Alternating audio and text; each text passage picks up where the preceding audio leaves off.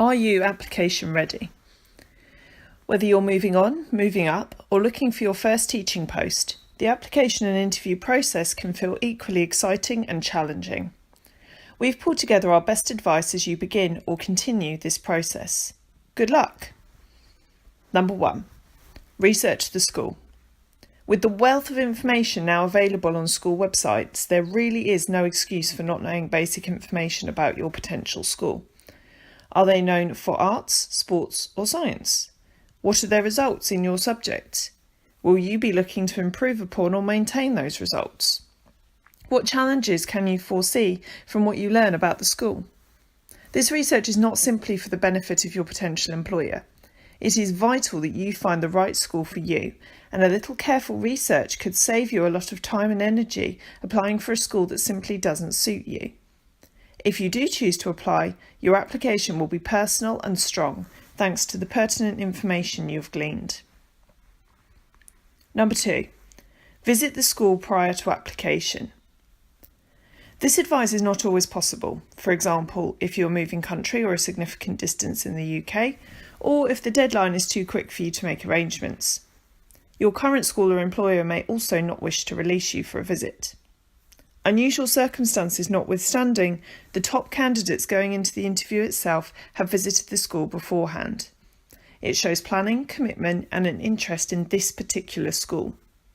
Just remember, if and when you do visit, that your interview starts early, from the moment you arrive. Also use this visit, as we've mentioned earlier, to judge if the school is a good fit for you. Number 3. Ask for data on your interview class and ask for it well in advance. In fact, your acceptance of your interview should include a request for data on the class you'll be teaching. Follow up if it doesn't come, with a healthy dose of understanding that the people you are asking will have full schedules, and be sure to thank whoever provides you with the relevant information. Use this data to plan your lesson effectively, but not excessively. We'll come back to lesson planning, and only make use of the information that is useful to you. For example, I once interviewed at a girls' school where the class data showed me that the majority of the girls were from BAME backgrounds. I chose to teach them a poem by Maya Angelou and was able to explain the empowering purpose of my choice at interview. It also, most crucially, made the lesson I taught engaging and positive for the pupils, which leads us very neatly on to number 4. Plan a simple, pupil-centric lesson. So many interview lessons fall down because they are far too long and complicated. Keep it simple, not simplistic, those pupils need challenge, and don't provide a showpiece of your oratory skills. Teach a lesson the pupils are likely to enjoy and from which you are able to demonstrate progress. They should be talking far more than you, and opportunities for them to take the lead are to be encouraged.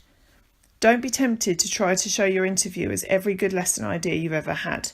You'll run out of time and be terribly flustered by the end. Number 5. Professional dress. We know that schools place themselves on a spectrum of formality when it comes to professional dress, and you may well discover that you end up dressing less formally when and if you accept an offer of employment. However, the interview is the time and place to dress formally and professionally, whatever the school's day-to-day standards.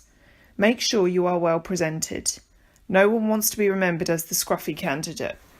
This concession to formality shows that you are taking your interview process seriously. And finally, number 6, be ready to ask how you will be supported. Almost all interviewers will end by bouncing the questions back to you. What would you like to ask? Always be ready for this question with an inquiry about the support you could need. This does not weaken you. It shows you to be a reflective professional who has considered their own strengths and areas for development. One for NQTs could be, how is the induction programme structured?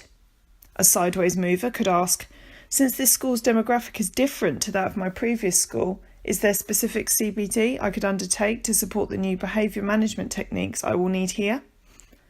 An applicant seeking promotion might ask, is there a member of SLT or another core group who would allow me to shadow some of their responsibilities? Whatever will challenge you about your new school or role, ask about it. This gives you a great opportunity to see if the school has even considered such challenges, or whether you could be left struggling without any support structure in place. Wherever your next interview may take you, we wish you all the best.